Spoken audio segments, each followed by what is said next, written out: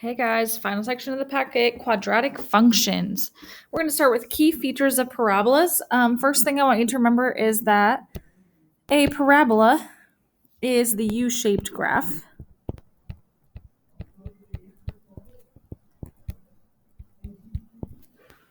And it has a couple special things. There are zeros, also called x-intercepts, also called solutions,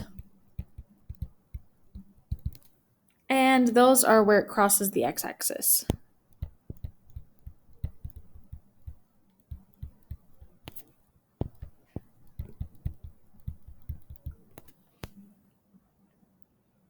There is the axis of symmetry.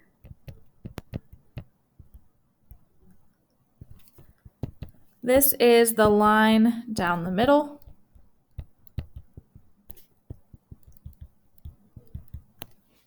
And then there's the vertex. This is the highest or lowest point.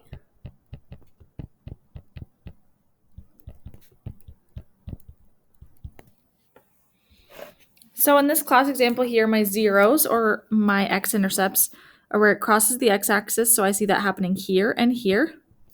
So this would be x equals -4 and x equals 0.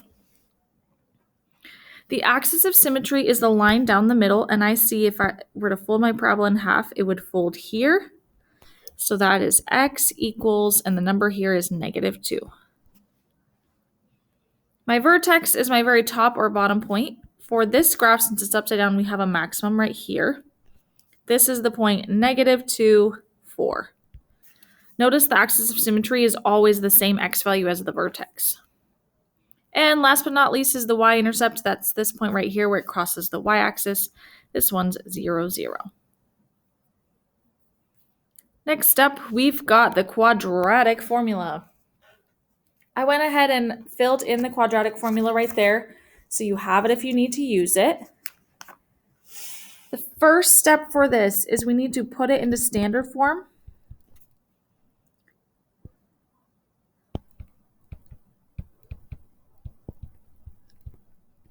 Which means set it equal to 0. So it should look like y equals, should look like ax squared plus bx plus c equals 0. Step 2, determine a, b, and c.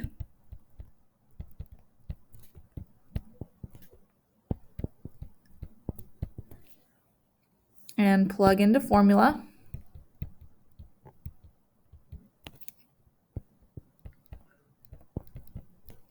Step 3, simplify using PEMDAS.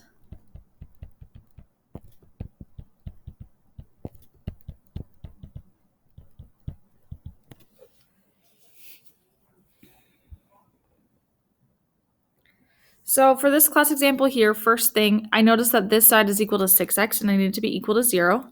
So we're going to move it by subtracting 6x from both sides.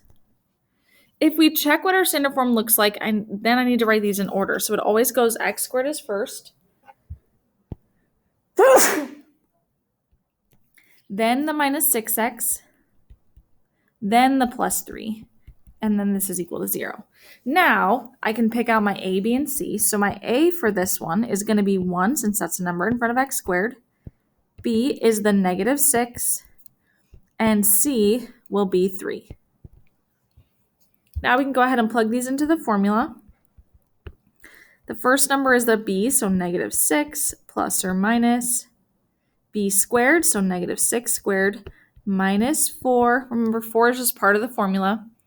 Our a is 1, my c is 3, all divided by, which I saw a lot of people forget on their tests, 2 times, and our a value again was 1. First part that we're going to simplify here is this part right here. Negative and a -6 makes +6. We still have the plus or minus. Next, we can do -6 squared. Remember, a negative times a negative is a positive. So 6 times 6 is 36. Next, we're going to multiply all three of these numbers right here. 4 times 1 is 4 times another 3 is 12. And then I only have one negative, so this is a minus 12.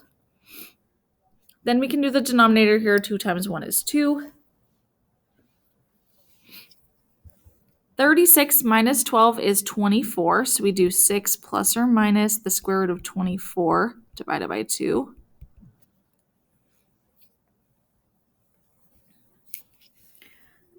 Then the square root of 24 is just a number we can get in our calculator.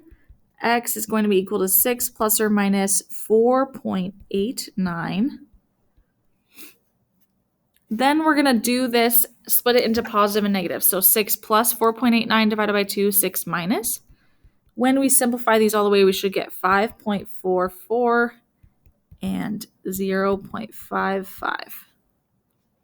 Please reach out if you're trying this in your calculator and you're not getting the same numbers. We can figure out what you did wrong.